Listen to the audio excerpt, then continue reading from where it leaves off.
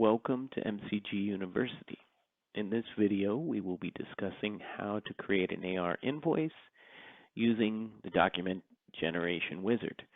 Now, if you've seen some of our other videos, when I was creating sales orders and deliveries, I went straight to manually creating them. So in this video, I'm going to do some of the similar things, but I'm going to use the document generation wizard. So in this example, we can navigate to sales and go to the document generation wizard. Now this can show up in other areas of the system as well, but we're going to do it in the sales process. So here we're going to walk through the wizard. And in this case, we've never set up a set of parameters, but of course you can create them and maintain them over and over again. So if you process certain documents every day, twice a day, you can create those parameters and just perform the wizard each time. So this one we're going to create it, so we'll go through a few of the steps. But again, once it's completed and saved, you can just run it each time with different dates.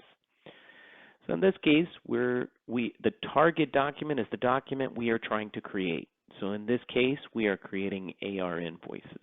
So we have a set of deliveries that we've already worked with, and we're at the end of the day, and we want to invoice all of those deliveries that were created throughout the day, let's say. So I can pick my posting date, and I can pick my document date. So if I have two different dates, I can choose to use them. If I have any restrictions on posting dates, like I cannot post into the future, I cannot post in, then this restriction it'll stop you at the point of creation. Okay. So here I'm going to just use today's date for these. If you had additional numbering series, they'd be available for you to change them here.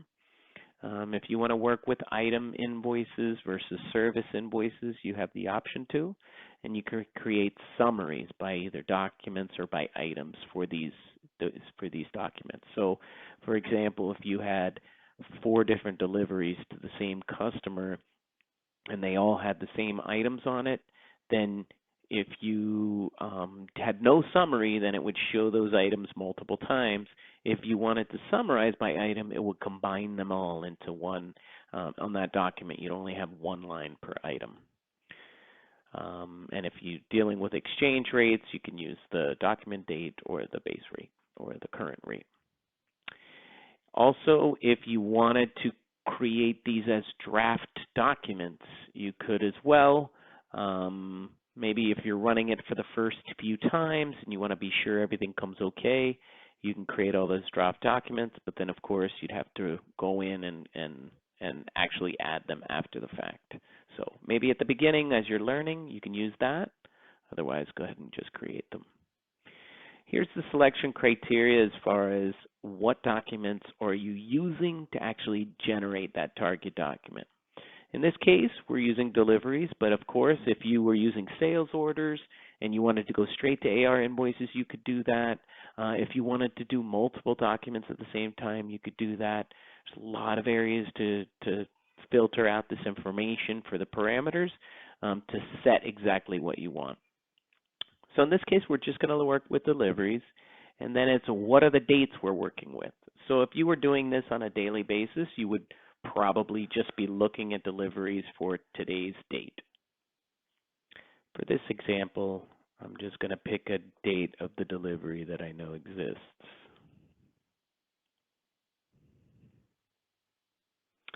And of course, you can do it by delivery date as well, and again, on series. So if you had series on the deliveries that help you segregate your deliveries, then you could choose that by that series number as well.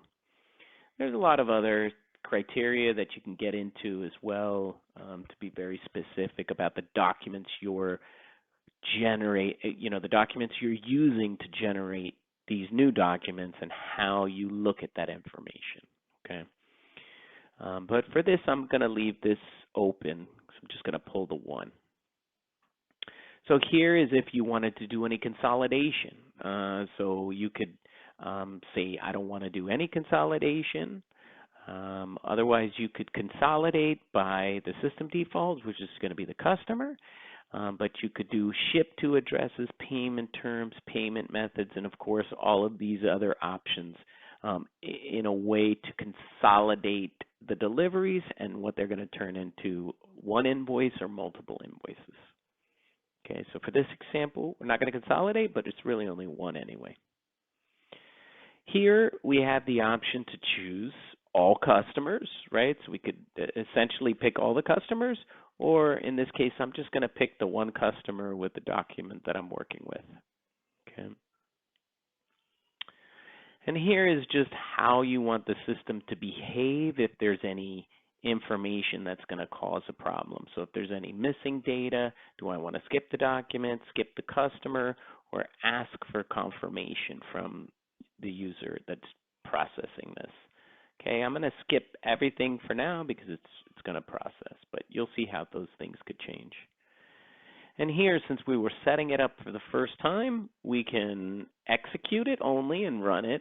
We can save the parameter set and execute it, and then, or save the parameter set and exit. So in this case, I'm going to save it, and then I'm going to execute it. Of course, this is telling you this is going to be a permanent document that's being created, and you can't cancel it. Yes, we want to continue. Okay. So we can see that documents were created, AR Invoice 1078, and one delivery consolidated onto it. So of course, if you had many deliveries, you would have seen 5, 6 different deliveries that consolidated onto this one AR invoice. And we can finalize that. And then if we navigate to the AR invoice, we will see the document that was generated. Here's the document that was generated. And if we look at the relationship map,